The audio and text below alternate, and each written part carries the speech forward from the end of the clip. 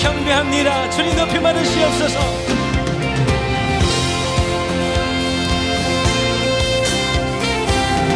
주님, 주님을 찬양합니다. 주 예수, 예수 이름 높이여 다 찬양하여라. 금별 유관을 들여서 만유의 주 찬양. 금별 유관을 들여서 만유의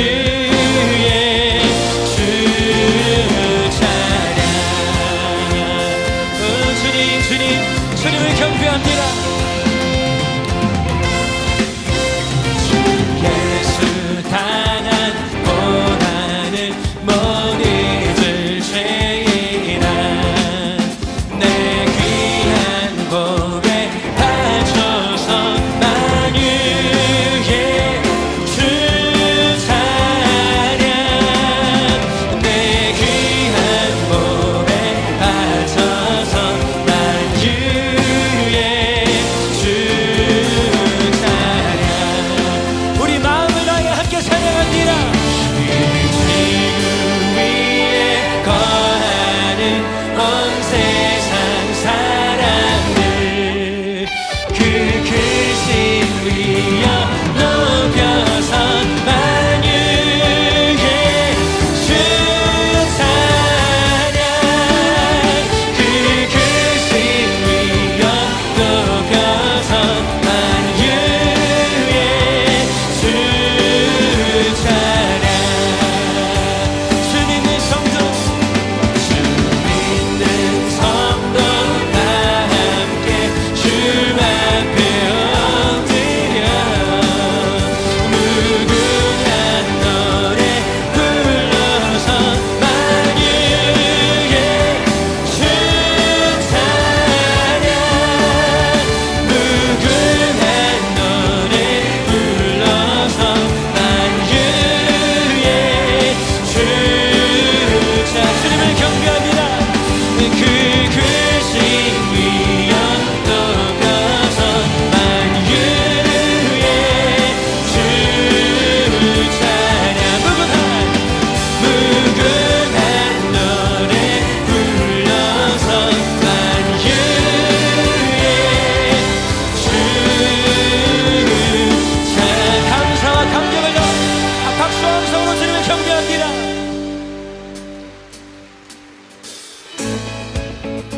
주님, 우리 영혼이 즐거이 즐거이 주님을 경배합니다. 주의 백성들이 주님의 이름을 높입니다. 우리 함께 온 마음을 다해 고백합니다. 예수 열방에서만, 예수 열방에서만, 예수 우리의 위로자. 주는 온 땅에 영원한 소망. 예수 어둠 속의 빛. 예수 변함없는 진리. 주는 온 땅에 빛이 되시네. 우리 위해 죽으시고 다시 사신 생명의 주. 주님만이 소망이요 변함없는 반석이라. 주님만이 온 세상을 주시는 또 죽음에서 구하신 우리 구주 평강의 왕. 주를 믿는 모든 자의 소망 되신 주를 믿네. 우리 모두가 주님을 함께 찬양합니다. 예수 열방의 소망. 예수 열방의 소망. 예수 우리의 위로자. 아멘 아멘. 주는 온 땅에 영원한 소망.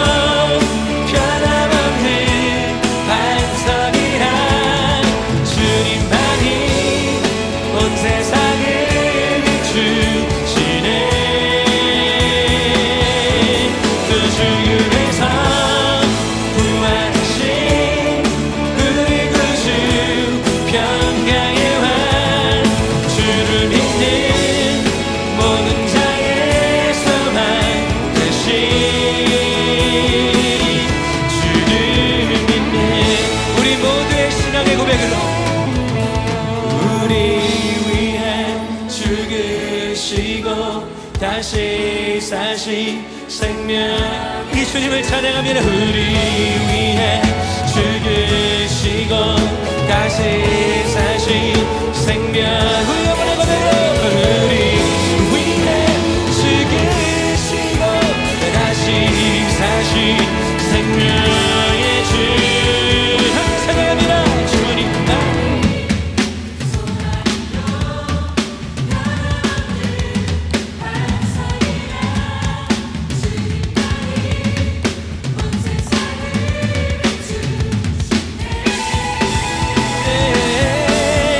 죽음에서 부활하신 우리 구주 평강의 왕. 주님 있는 모든 자의 소망 되신 주를 믿네. 주를 믿네. 오 주님 주를 믿네. 주를 믿네. 나는 믿네. 주의 능력으로 내 삶 새롭게 되리. 나는 믿네. 주의 능력으로 담대히 나가리라. 주와 함께 싸워 승리하리라. 날마다 믿음으로 나 살아가리.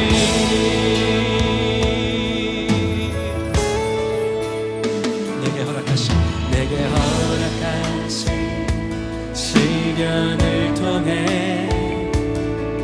나의 믿음 더욱 강하게 자라나고 험한 산과 골짜기 지나는 동안 주께 더 가까이 나를 이끄시네. 내가 겪는 시험이 어렵고 힘겨워도 내 주님보다 크지 않네. 내 앞에 바다가 갈라지지 않으면 주가 나를 바다 위 걷게 하리. 나는 믿네. 주의 능력으로 내 삶 새롭게 되리. 나는 믿네.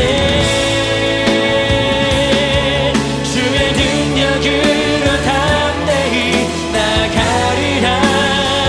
주와 함께 싸워 승리하리라. 날마다 믿음으로 나 살아가리. 내가 겪는 시험이 어렵고 힘겨워도 내 주님보다 크지 않네.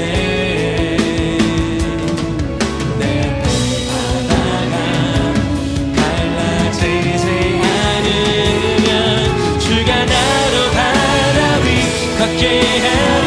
나는 믿네. 나는 믿네. 주의 능력으로 내 삶 새롭게 되리. 나는 믿네. 주의 능력으로 담대히 나가리라. 주와 함께 싸워 승리하리라.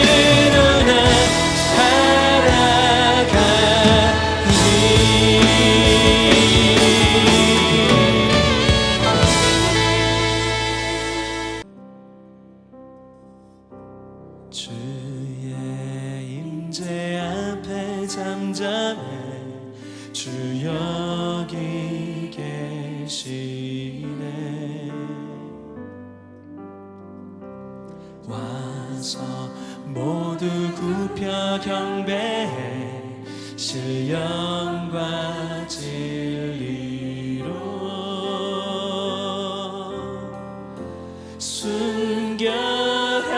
순결하신 주님 거룩한 전전에 주의 임재 앞에 잠잠해 주 여기 계시네. 주의 영광 앞에 주의 영광 앞에 잠잠해 주의 빛 비치네.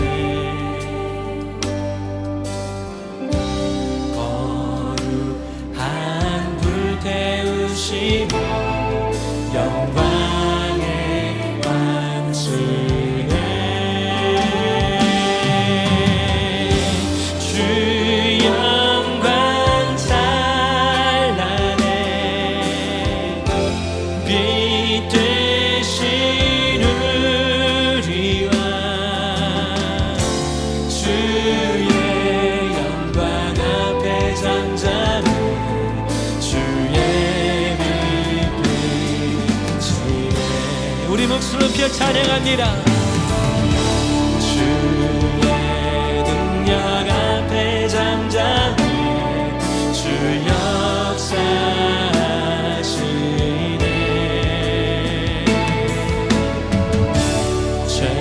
죄사하고 치유하시니 놀라운 주네. 주 믿는 자에게 주 믿는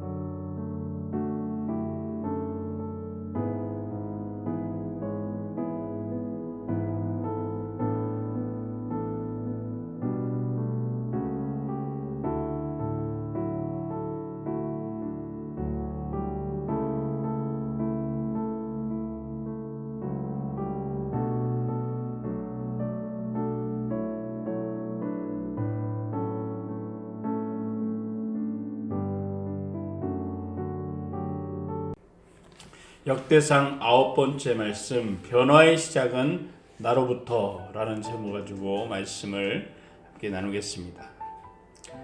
점점 아침도 쌀쌀하고 코끝도 시큰해 옵니다. 사람들은 춥지만 따뜻한 자켓은 잘 입지 않습니다. 마치 눈치 게임을 하듯이 많은 사람들이 입으면 나도 따라 입어야지 이렇게 생각을 합니다. 그러다 감기 가고 요즘 코로나 때문에 병원에서도 이 감기 환자들을 기피한다고 합니다. 어떤 분이 몸살이 와서 병원에 가서 주사를 놔달라고 했더니 시기가 시기여서 놔주는 것을 거절하고 약만 지어 주었다고 합니다. 돌아오는 길에 왠지 자신이 코로나 환자 취급받은 것 같아서 기분이 몹시 나빴다고 합니다. 내 건강은 내가 돌보지 않으면 다른 사람들은 절대 돌봐주지 않습니다. 다른 사람들이 보던 말던 추우면 따뜻한 옷을 입고 그리고 따뜻한 차 한 잔을 마시면 됩니다. 변화는 내 신념으로 결정되는 것입니다. 언제 끝날지 모르지만 우리에게 다가온 이 어려운 상황에도 신앙의 변화가 분명히 일어나야 한다는 것입니다. 사람들을 살피다 보면 행동을 이어가지 못하다 보면 우리 안에 변화가 일어나지 않습니다. 우리의 변화의 선택은 행동으로 이어질 때 큰 변화가 우리 안에서 일어나게 될 것입니다. 바벨론으로 끌려간 유다 사람들은 BC 537년경에 바사왕 고레스의 칙령에 따라 이스라엘 땅으로 복귀하게 됩니다. 하나님이 택한 선택 백성이었던 이 이스라엘 백성들은 출애굽 광야 생활을 거쳐서 이 가나안 땅에 정착하기까지 우여곡절의 이야기들이 너무나도 많았습니다. 이 평안이 시작되어지자 유다 사람들 안에는 죄가 시작된 것입니다. 1절에 그들이 왜 바벨론으로 끌려갔는지 그 이유에 대해서 이렇게 이야기합니다. 유다 사람들이 죄를 지음으로 포로로 잡혀서 바벨론으로 끌려갔더라. 잠언서 22장 8절에는 악을 뿌리는 자는 재앙을 거두게 된다. 이런 말씀을 기록하고 있습니다. 사람의 범죄는 그 범죄에 따라서 재난과 불행에 빠지는 근본 원인이 된다는 것이에요.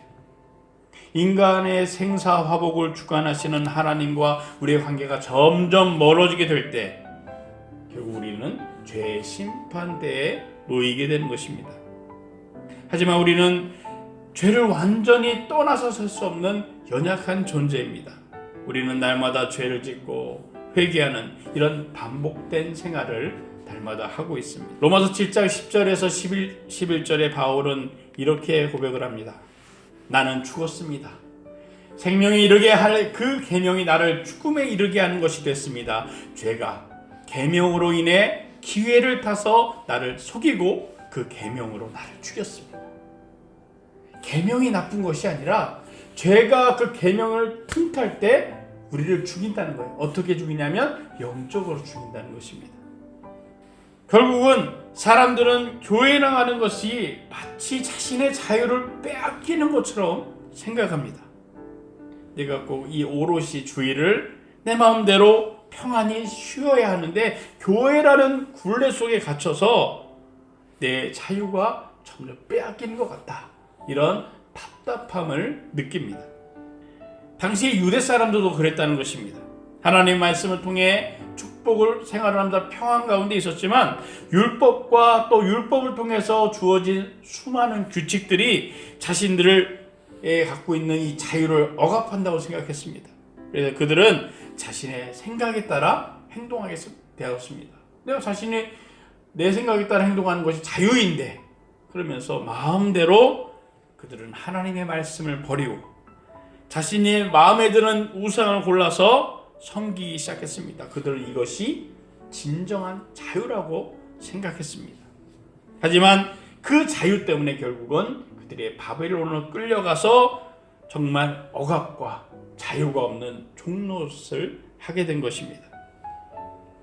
하나님밖에 진정한 자유와 평안은 없는 것입니다. 하나님을 떠나서는 자유와 평안을 어디서도 찾을 수가 없습니다. 사람들은 일반적으로 생각할 때 자유라는 것이 외부로부터 제한이나 속박이 없는 상태, 그래서 자기의 마음대로 행동하는 것이 자유로운 생활이다 라고 이야기합니다. 그런데 이런 사람들이 많다면 세상은 혼돈 가운데 있을 수밖에 없습니다.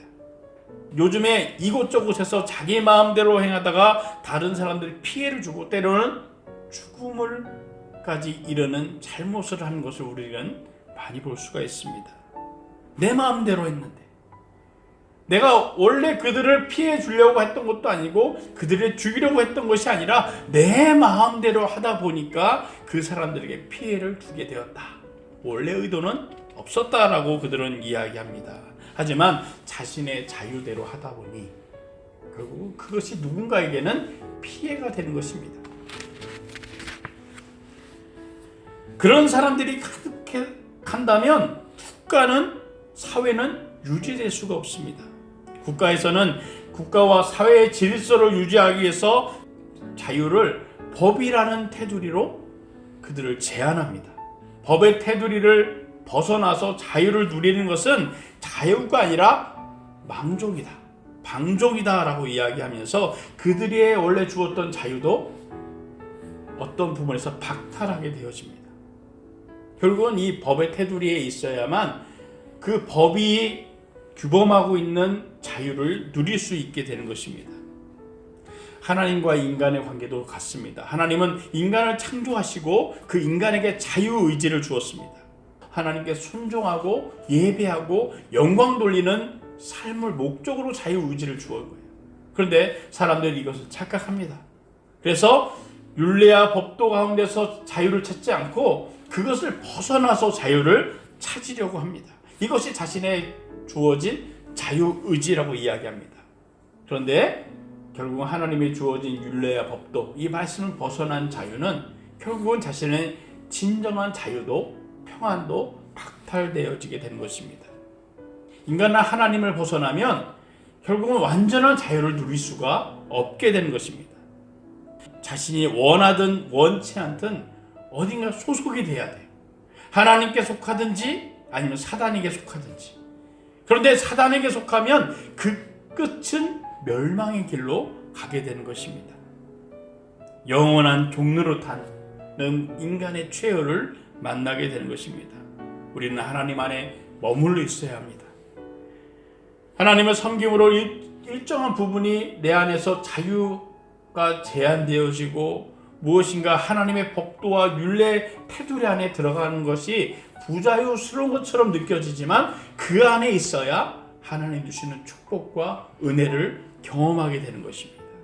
과거의 이스라엘 백성들은 애굽에서 종로로 살 때 정말로 비참한 삶을 살았습니다. 정말 그 종로로 타는 것이 얼마나 괴로운지 그들은 날마다 신음소리를 내면서 하나님께 간절히 부르짖었습니다. 우리 인간도 죄로 인해서 끊임없이 우리 안에 들어오는 이 종노릇하는, 짊어지는 이것 때문에 날마다 하나님 앞에서, 아니 세상 가운데서 우리는 신음소리를 내는 것입니다. 그래서 한국인은 뭐가 있다고 얘기합니까? 한이 서려 있는 민족이라고 얘기해요. 왜 그럽니까? 평안해서가 아니라 날마다 괴롭고 힘들기 때문입니다. 하나님은 그런 인간에게 독생자 예수 그리스도를 통해서 구원하신 거예요. 자기의 백성 삼으시고 하나님의 자녀가 되게 하셨습니다. 근데 이것이 우리가 하나님의 말씀에 속박되는 것이다, 자유를 침범당하는 것이다 라고 착각하는 것이에요. 우리가 그 안에 있어야, 주님을 섬기는 그 말씀 안에 있어야 우리는 진정한 평안을 누린다는 것이에요. 사람들은 하나님을 떠나는 것이 진정한 자유를 찾는 것이다 라고 착각합니다. 로마서 8장 1절에서 6절의 말씀에 보면 바울은 이렇게 고백합니다. 예수 안에 있는 사람들에게는 정죄함을 받지 않습니다.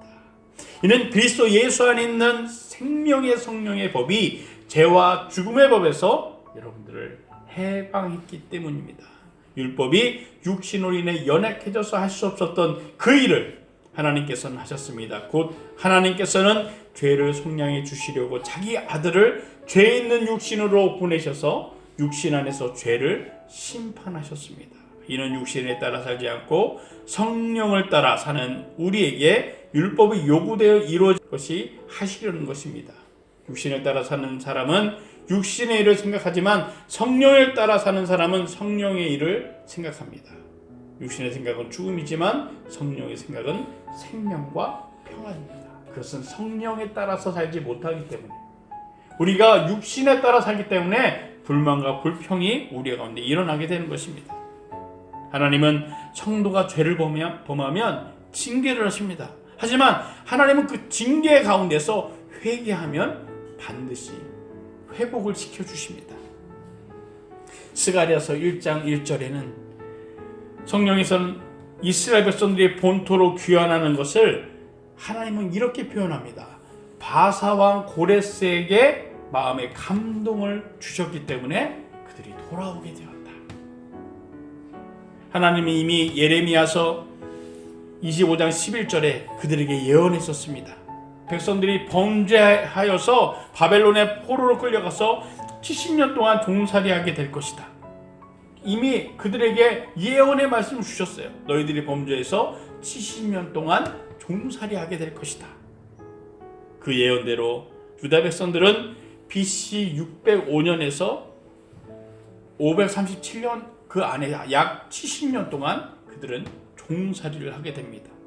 그리고 포로에서 해방되는 것도 하나님께서 고레스의 마음에 감동을 주셔서 그들이 어떤 열심과 그들이 어떤 노력과 투쟁을 통해서 해방되어진 것이 아니라 하나님께서 이방 나라의 왕에게 감동을 주셔서 그들이 돌아오게 되었다. 성경은 이렇게 기록하는 것입니다. 물론 하나님의 백성일지라도 이렇게 죄를 지으면 징계를 받을 수 있습니다. 하지만 징계 가운데서 회개하고 뉘우치게 되면 하나님 반드시 회복시켜 주는 것을 오늘 이스라엘 백성들이 다시 돌아오는 일을 통해서 우리에게 보여주고 있습니다. 우리는 범죄나 징계를 당하게 되면 낙심하고 좌절하게 됩니다. 왜 그때 내가 이 죄를 버리지 않고 멈추지 않았을까? 왜 그러냐면 인간의 본성에는 이 죄의 본성이 누구나 다 있기 때문에 우리가 죄를 짓고 싶지 않아도 하나님께 가까이 가려 해도 이 죄의 본성이 자꾸 하나님과 관계를 멀어지게 만들기 때문입니다. 결국 사람들은 죄로 인해서 하나님의 징계를 받으며 살 수밖에 없습니다. 히브리서 12장 4절에서 10절에 히브리서 기자는 이렇게 이야기합니다. 여러분 죄가 싸웠지만 아직 피를 흘릴 정도로 대항하지 않았습니다. 또한 여러분은 하나님께서 아들을 대하듯이 여러분에게 하신 권면의 말씀을 잊었습니다. 이르기를 내 아들아 주의 훈계를 가볍게 여기지 말고 그가 책망하실 때 낙심하지 마라. 주께서는 사랑하시는 사람을 연단하시고 아들로 받으신 사람들마다 채찍질하신다라고 하셨습니다. 연단을 견뎌내십시오. 하나님께서는 여러분들을 아들들과 같이 대하십니다. 아버지가 연단하지 않는 아들이 어디 있겠습니까? 아들이 받는 모든 연단을 여러분이 받지 않는다면 여러분들은 사생자며 아들이 아닙니다. 우리는 우리들의 연단은 육신의 아버지를 모시고 그들을 존경합니다. 그러니 우리가 모든 영의 아버지께 더욱 복종하며 살아야 하지 않겠습니까? 육신의 아버지는 자기가 좋다고 생각하는 대로 우리를 잠시 연단하지만 영의 아버지께서는 우리의 유익을 위해 그분의 거룩하심에 참여하도록 연단하십니다. 나는 이렇게 죄를 짓고 있는데 큰 시험이 없다.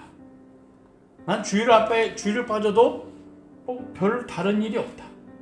하나님의 사랑을 받아서 주님 안에 있기 때문에 우리는 그렇다라고 사람들은 이야기하지만 오늘 말씀의 히브리서 기자는 그렇게 이야기합니다. 연단하지 않는 아들은, 죄를 지었는데 징계하지 않는 아들은 진정한 아들이 아니다. 진정한 자녀가 아니다 라고 우리에게 이야기하는 것이에요.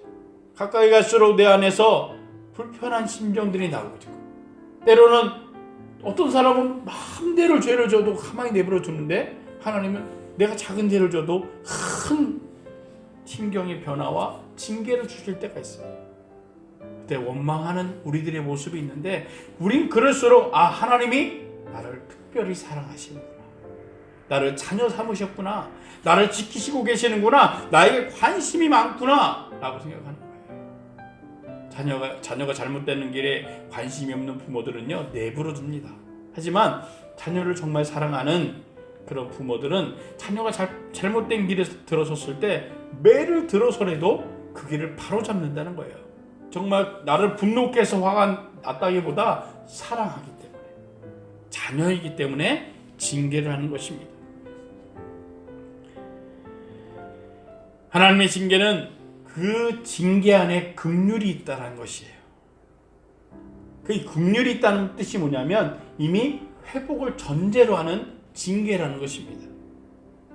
우리가 하나님의 징계받는 순간에, 견디기 어려운 그 순간에 하나님 앞에 회개의 기도를 하면 하나님 반드시 회복시켜 주신다는 것입니다. 우리는 죄를 범하고 내가 징계를 받을 때 그 지체만 바라보면 우린 낙심이 오는 거야. 내가 그때 하나님 앞에 이렇게 잘못 살아서 나에게 징계가 왔구나, 내 잘못이구나, 이러다가 보면 우린 징계 안에서 계속 고난 가운데 멈춰지는 거예요. 깨닫게 하는 순간에 내가 죄를 지어서 징계를 받았구나 라고 생각하는 그 순간에 하나님 앞에 나오게 되는 것입니다. 회개하면 하나님이 회복시켜 주시는 것입니다. 이사야서 55장 6절에서 7절에는 이사야는 이렇게 고백합니다. 만날 수 있을 때 여호와를 찾으라, 가까이 계실 때 그를 부르라. 죄를 지은 사람이 그 길을 버리고 나쁜 짓을 저지른 사람은 그 생각을 버리라. 그리고 여호와께 돌아오라. 그러면 그가 불쌍히 여기실 것이다. 우리의 하나님께 돌아오라. 그가 너를 용서하실 것이다. 잘못된 길인 걸 알았다면 멈춰서고 돌아오면 되는 것입니다.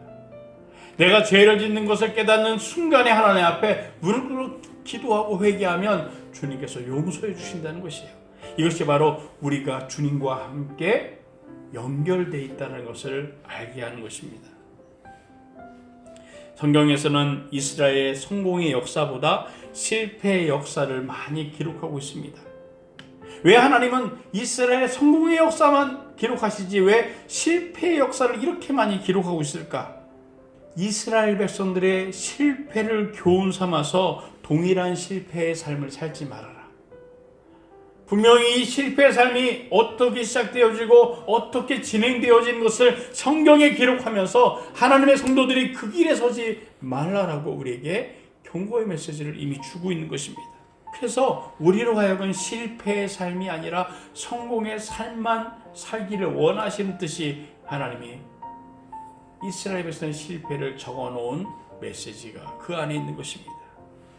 고린도서 10장 11절에서 12절에는 일어난 일들을 본보기로서 말세에 만나 우리에게 경고의 기록을 하신 것이다 라고 기록합니다. 그렇기 때문에 우리는 선줄로 생각하는 사람은 넘어지지 않도록 조심하라 이렇게 이야기합니다. 이스라엘 백성들이 왜 이렇게 어리석은 짓을 했을까? 나는 그런 삶을 살지 않을 것이다. 그 순간에 우리 안에 교만이 들어오는 거예요. 내 안에 그런 연약한 문제가 있지 않은가? 나도 하나님께 불순종의 마음이 있지 않은가? 나도 하나님과 거리가 점점 멀어지고 있는가? 우리는 생각해야 합니다. 그래야 실패의 길이 아니라 축복의 길에 계속 설 수가 있는 것입니다. 오늘 이스라엘 백성들이 이 귀환할 때 먼저 등장한 사람들이 누구냐면 바로 레위인 사람들, 제사장, 느다님 이 사람들 어떤 사람들입니까? 모두가 하나님의 성정에 봉사 직무를 감당했던 사람들입니다. 이들이 왜 귀환할 때 제일 먼저 등장하냐면 그만큼 성전 회복이 중요하다는 것을 우리로 하여금 깨닫게 하고 있습니다. 이들이 포로 귀환했을 때 성전의 상황은 어땠을까요? 불타버리고 재만 남아있는 폐허가 되어진 그런 성전이 그 눈앞에 있었을 것입니다. 그 상태 그대로는 그들이 예전에 봉사했던 자리가 어디에도 없습니다. 그냥 폐허되어지고 쓰레기 더미로 가득 차여져 있는 그 성전터에 그들은 있게 되었습니다. 하지만 그들은 거기에 머물러 있잖아요. 우리의 성전은 다 불탔구나, 이제 나는 봉사의 자리가 없구나 라고 생각하지 않고 그들은 더 큰 일을 도모합니다. 그것이 무엇이냐면 다시 폐허가 되어진 성전을 재건하는 일입니다. 사실 재건한다는 것은 쉬운 일이 아닙니다. 이스라엘 역사의 중심이 되어졌던 것이 항상 성전이었는데 이 성전이 완전 폐허가 된 것이 이제 새로 세워야 되는 거예요. 새로 모든 것을 준비해야 합니다. 이 성전이 폐허가 됐다는 것은 이스라엘의 하나님이 예전과 같이 함께 있다는 증거가 없다는 거예요. 그럴수록 성도는 사명을 찾아야 합니다. 우리 안에 참된 이 성전을 찾아가는 봉사의 직무를 찾을 때 비로소 하나님의 축복이 우리 가운데 시작되는 거예요. 안 된다, 할 수 없다, 불편하다, 망하게 되었구나. 여기에 머물러 있으면 우리 안에 진정한 회복이 일어나지 않는 거예요. 바울은 고린도 교회 교인들에게 6장 4절에 10절에 이렇게 권면합니다. 오히려 우리는 우리의 자신을 모든 일에 하나님의 일꾼들로 추천하려고 애씁니다. 우리는 많은 인내와 환난과 궁핍과 고난과 매맞음과 감옥에 갇히는 것과 난동과 수고와 자지 못하는 것과 배고픔 가운데 하나님의 일꾼으로 지냅니다. 또한 우리는 순결함과 지식과 오래 참음과 친절함과 성령과 거짓 없는 사랑과 진리의 말씀과 하나님의 능력으로 일합니다. 또 우리는 오른손과 왼손에 의의 무기를 들고 영광과 모욕과 비난과 칭찬을 동시에 받으면서 일합니다. 우리는 속이는 사람 같으나 진실하고 무명한 사람 같으나 유명하고 죽은 사람 같으나 보십시오 살아있습니다. 우리가 징벌을 받는 사람 같으나 죽임을 당하지 않고 근심하는 사람 같으나 항상 기뻐하고 가난한 사람 같으나 많은 사람을 부유하게 합니다. 아무것도 없는 사람 같으나 모든 것을 가진 사람들입니다. 어쩌면 지금의 우리의 어려움들보다 지금 고린도 교회에 처한 그 상황이 더 어려웠습니다. 매일 핍박과 매일 고문과 매일 감옥에 갇히는 이들이 그들 안에 있었습니다. 하지만 바울은 이렇게 얘기합니다. 그럴수록 우리는 하나님의 일꾼이 되어집니다. 그들이 나를 모욕하고 그들이 나를 비난해도 나는 더 하나님 앞에 애씀으로 나옵니다 라고 고백하는 것이에요. 하나님은 처음에 귀환시켜준 사람들이 1760명의 사람들이 다 달란트를 가지고 있는 제사장, 레위인, 느다님 사람들, 성전에서 그 일을 감당할 수 있는 달란트가 있는 사람들을 먼저 들어오게 합니다. 그리고 그들은 전에 봉사할 때 쓰였던 재능을 모두 가지고 하나님이 기쁘시게 하는 일들을 준비하고 새롭게 세워지게 됩니다. 하나님이 부여한 재능은 각기 다르지만 하나님의 일을 감당하기 위해서 우리는 재능을 써야 한다는 것이에요. 로마서 12장 4절에서 5절에 하나님이 우리에게 이렇게 말씀하십니다. 우리가 한 몸에 많은 지체를 가졌으나 모든 지체가 같은 기능을 하는 것이 아닙니다. 이와 같이 우리 많은 사람들도 그리스도 안에서 한 몸을 이루었고 각 사람은 서로 지체가 됐습니다 라고 그렇게 고백합니다. 주의 일에 열심을 낼 때 하나님이 그 열심을 갚아주시는 거예요. 하나님은 우리가 사명을 감당할 때 열심과 수고를 그냥 장관히 지켜주는 것이 아니라 헛되이 되지 않도록 갚아주시는 분이 바로 하나님이십니다. 레위인이 다 한 조상의 자손들이었지만 임무들이 다 다양했습니다. 그들 중에는 제사장의 직무를 감당하는 사람들이 있는가 하면 찬양대로, 때로는 문지기로 다양한 일들을 그들이 감당했다라고 오늘 9장에는 기록하고 있습니다. 어떤 직분을 맡든지 높고 낮음을 생각하지 않았습니다. 왜냐하면 이 모든 직분이 하나님의 일이다라는 것을 그들은 직감하고 그렇게 고백했기 때문입니다. 자기가 맡은 직분에 최선을 노력을 감당했던 것은 결국 하나님이 이 일을 감당할 때 축복하신다라는 그 약속을 믿고 있었기 때문에 그들은 작은 일이든 큰 일이든 최선을 다했습니다. 한국교회는 큰 부흥이 일어났습니다. 언제 일어났습니까? 우리 믿음의 선배들이 정말 무식할 정도로 신앙생활하며 자신의 가정을 돌아보지 않으면서도 계속 교회 안에서 그 헌신의 노력을 했을 때 한국교회에 부흥이 일어났어요.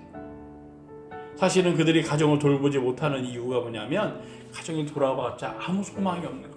그래서 그들은 교회를 향했어. 교회 헌신을 통해서 하나님이 이 헌신을 하며 하나님께서 축복으로 갚아주신다는 약속을 믿고 최선을 다했습니다. 그때 한국교회에 부흥이 일어났습니다. 그때 이 나라의 부흥기가 일어나게 된 것입니다. 자신의 자유, 사람들은 그 죄에 대해서 그 자유에 대해서 침범하지도 않고 정죄하지도 않는데 사람들은 변명거리를 늘어놓습니다. 교회가 너무 보수적이다. 좀 더 세상과 맞춰 발전해야 되지 않는가? 세상의 문화를 어느 정도 이해해야 되지 않는가? 그거 좋은 건물, 안락한 그런 시스템들을 교회가 준비해야 된다. 주일에 예배 드리는 것조차도 사람들은 힘들어하게 됐습니다. 그 안락하고 예전 교회에 비해서 정말 많은 것이 잘 준비되어져 있는데 사람들은 말은 교회가 더 발전해야 된다고 이야기하지만 신앙생활은 주일 안에 지키는 것조차도 1시간 지키는 것조차도 어려워하게 됐습니다. 우리가 코로나19로 시작되어지면 처음에는 예배를 축소해야 된다. 온라인 예배를 드려야 된다. 그 말에 분노하고 답답해했습니다. 근데 이제는 온라인 예배 드리는 것이 적응돼서 이제는 교회를 나오라 해도 사람들이 자기의 판단에 따라서 온라인 예배를 드립니다. 그러면서 그들 가운데 어떤 사람들이 나타나게 되냐면 디아스포라 기독교인, 좀 다르게 부정적으로 이야기하면 집시 성도들이 점점 늘어나게 된 것이에요. 점점 무너지기 시작했습니다. 점점 교세는 꺾이게 될 것이다. 사람들은 부정적인 이야기들을 내놓고 있습니다. 그것이 다 나라 잘못이다. 사람들은 이런 원망을 쏟아내고 있습니다. 그런데 이 상황이 다 잘못되는 것 같지만 그런 가운데서도 새롭게 변화되어지는 교회가 일어나고 있다는 것이에요.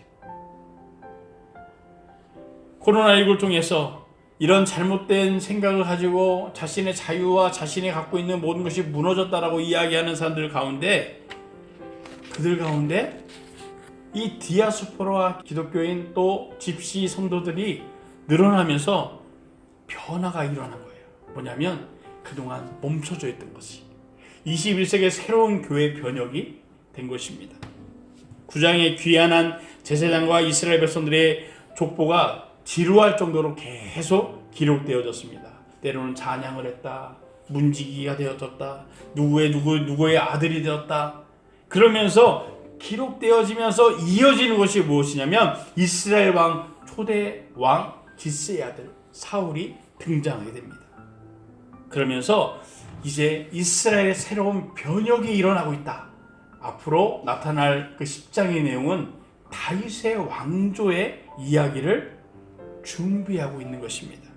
그동안 움츠려 있었던 우리의 변화가 이 코로나19를 통해서 억지로 변화가 일어나게 된 것입니다. 자신이 여지껏 갖고 있던 그 환경이 무너지는 것을 두려워해서 잘못되어진 환경 가운데서도 모든 것이 무너지면서 새로운 세대가 만들어지고 있는 것이 유다 백성들은 그 변화의 기간에 변화되지 않고 계속 자신의 멈춰져 있는 신앙 때문에 자신의 신앙이 무너지는 것을 그 안에서 깨닫지 못하는 것입니다. 예전만큼 열정이 없다는 것을 인정하지 않았습니다. 그러다가 하나님도 섬기고 우상도 섬기는, 무엇이 죄인지도 기준을 내리지 못하는 상황이 되어서 결국 심판대로 가게 된 것이에요. 멸망의 끝으로 가게 된 것입니다. 멸망으로 달려가는, 불을 향해 뛰어드는 불나방처럼 자신의 마지막이 어떻게 될지 모르게 그들은 달려가게 된 것입니다. 하나님은 오늘 이 말씀을 통해서 우리에게 아직 기회가 있다라고 말씀하고 있습니다. 지금 어려운 상황에서 누군가는 포기하고 절망합니다. 하지만 누군가는 기회를 잡고 다시 일어나는 것이에요.